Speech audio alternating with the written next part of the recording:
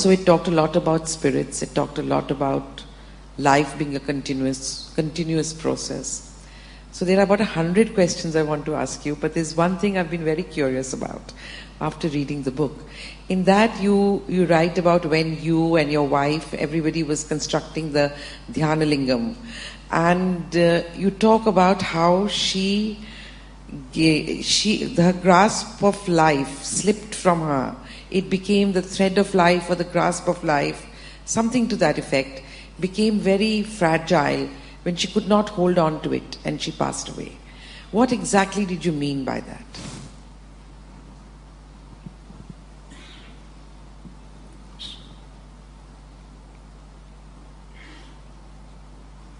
Now in a marriage, what somebody else is doing or what your husband or wife is doing doesn't matter, just the way you are is an explosive experience.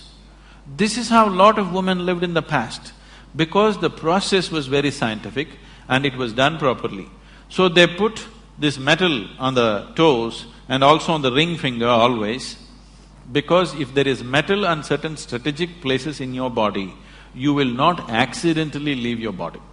So when you do spiritual sadhana, when we notice somebody is becoming very intense, first thing is, I will gift them a simple copper ring, which they must wear and they cannot remove without you also. They must wear and they cannot remove without permission. Because if this simple metal is on the ring finger, when they get into certain states of exuberance, by accident they will not slip out of the body. So she got into such exuberant states. Naturally, certain little bit of jewelry things were there. These things were never discussed till that point.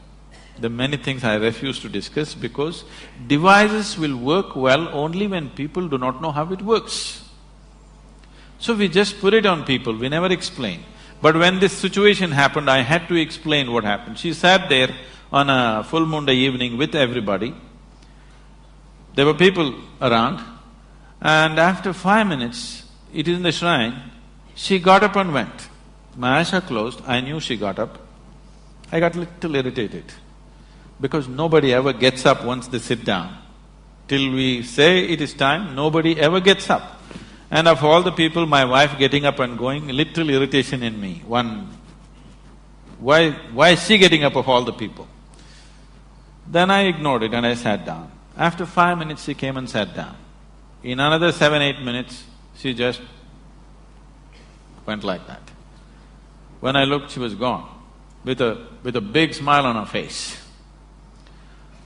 Then I looked, she has removed her nose ring, she's removed her bangles, she removed her toe rings. See, she did not know intellectually, but at that moment she felt this is what is stopping her.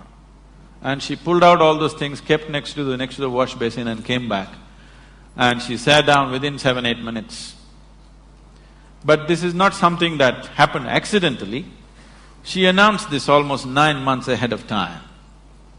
She had prepared, my girl who was only 7 years at that time, that she's going to leave in this month, but it happened 1 month early for various reasons, so that's a different aspect. But this is not new in this country.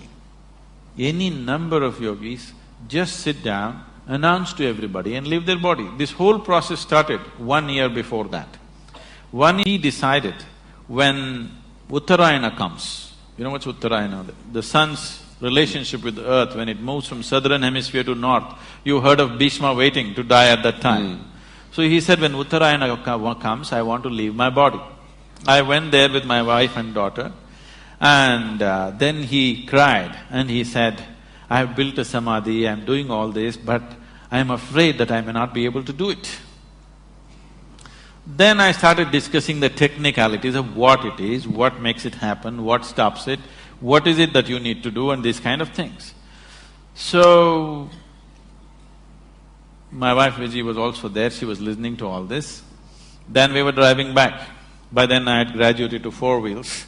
And we were driving back, then she was silently crying. I said, what happened? She said, I also want to live like him. I said, when are you going to go? I was trying to make a joke out of it. She said, no, I really this is what I want to do. I said, why? What's wrong with your life? She said, no, everything is right with my life. My outside is good, my inside is feeling wonderful. I want to live when I'm like this, not when something is wrong with me. Then, as a husband, as a father of the girl, I'm trying to discourage her. But as a guru, definitely I want somebody to go as far as they can go. So from that day she asked for what to do. I gave her some simple sadhana, never believing that she will go to that pitch and intensity. Because she was not somebody who was steeped in spiritual sadhana. She's just a very alive, she's either up or down, She's either absolutely exuberant or down. She doesn't know the in-between. She's not somebody whom you would consider a yogi or established in sadhana, nothing like that. She's a very exuberant person, and that's all it takes. That you're alive, that's all it takes. It's not that you know this or that, you're just 100% alive. That's the only qualification you need. And she started working towards it, she announced it 9 months ahead, we tried to sabotage it in so many ways to slow it down, but it went the way it went.